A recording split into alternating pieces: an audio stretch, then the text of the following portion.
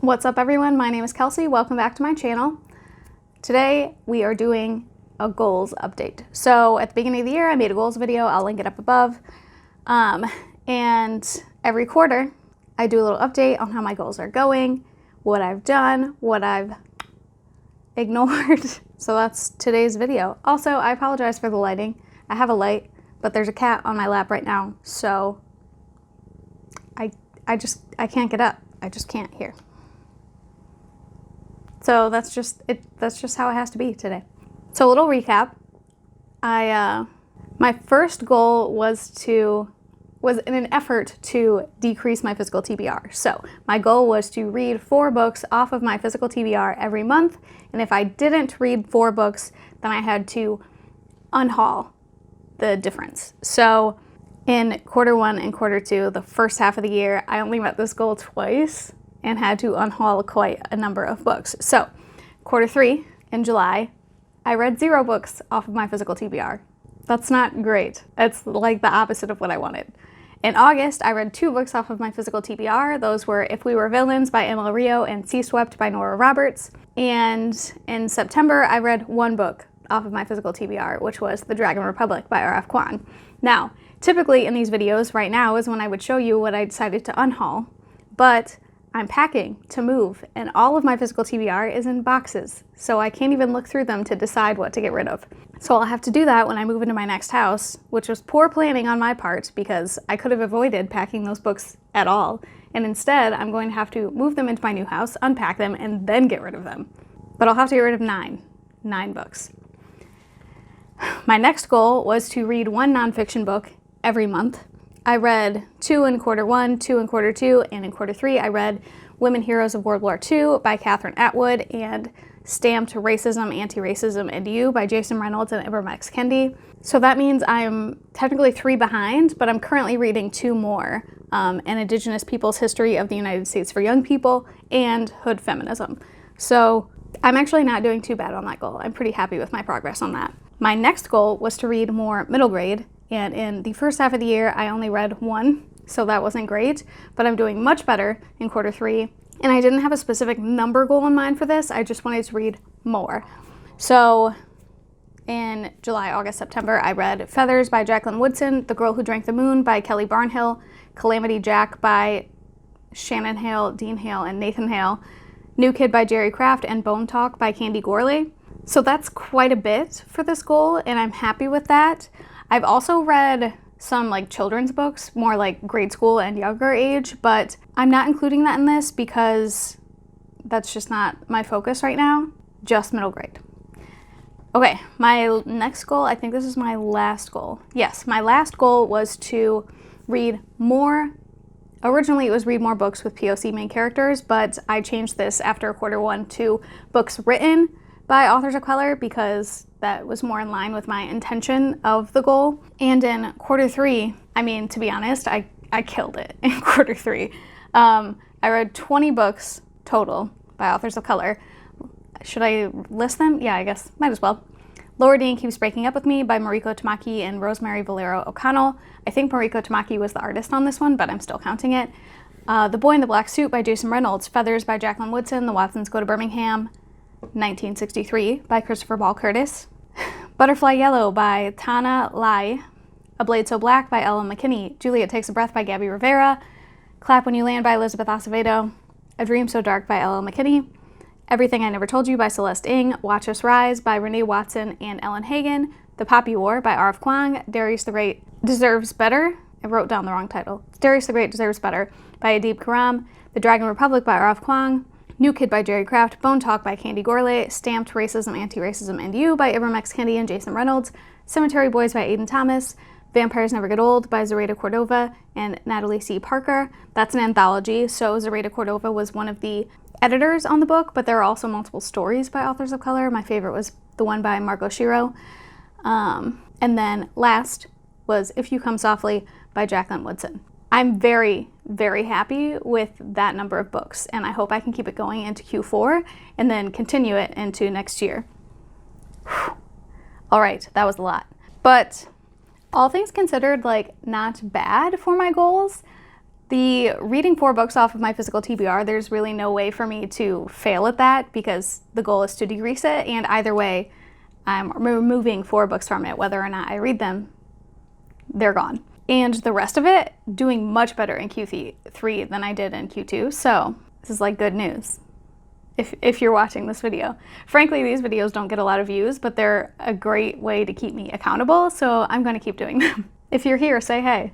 Okay, so last on my list for this video, I just want to talk about what I'm currently reading. I already mentioned the 2 nonfiction, and Indigenous People's History of the United States for Young People, and Hood Feminism by Mickey Kendall. I'm currently reading The Year of the Witching by Alexis Henderson for the Book Push Book Club and the Feminist as Fuck Book Club.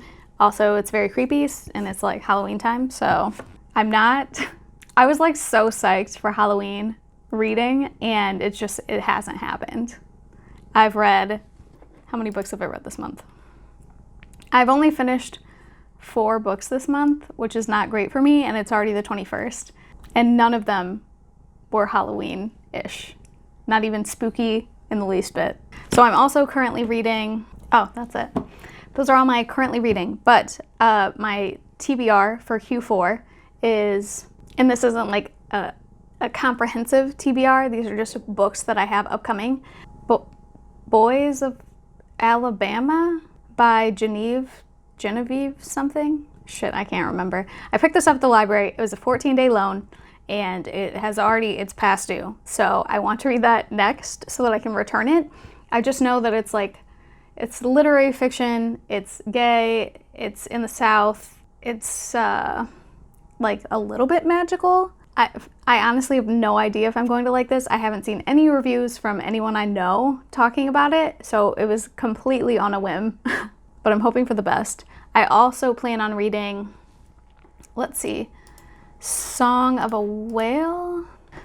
a Whale by Lynn Kelly. This is a middle grade about a girl who I think she's deaf, and she learns about this blue whale who is like the loneliest blue whale. Nobody can hear its song, so she's determined to communicate with this whale. I've heard good things about it. I also plan to reread Darius the Great Is Not Okay because I really loved Darius the Great Deserves Better, and I want to be there again. I also plan to read Front Desk by Kelly Yang. This is another middle grade that I know nothing about. I've heard good things. All I know of the premise is that it's about a middle school girl who starts working at the front desk of her school in the main office or something. And I also plan to read Where the Mountain Meets the Moon by Grace Lin. I have this audiobook on hold, so hopefully I get it soon. All I know about this is it's about a little girl who goes on like a fantasy adventure to find this fantastical dragon that her grandfather's told her stories about so that she can try and help her family. That's all I know about that. But it has 4.27 on Goodreads, which is really high, especially for, is this middle grade or young adult? I'm pretty sure it's middle grade, so that's really high for a middle grade book. Let's see what else. I also plan to read, I have this one right here, The Invisible Life of Addie LaRue by V.E. Schwab. Schwab is one of my favorite authors of all time. I've loved all of her books. There's not a book I've read of hers that I didn't enjoy. And I highly anticipated this. I've muted all the words. I haven't watched a single review because I want to form my own opinions. I don't want anyone else to influence my thoughts on this book. So I haven't heard anything about it. But I do know that it's about a girl who makes a deal with the devil to live forever, but nobody remembers her. And then one day she meets a boy who does remember her. Also, everyone is bi. So sounds like a good time. I know I have a couple of advanced copies of other books. Let's see.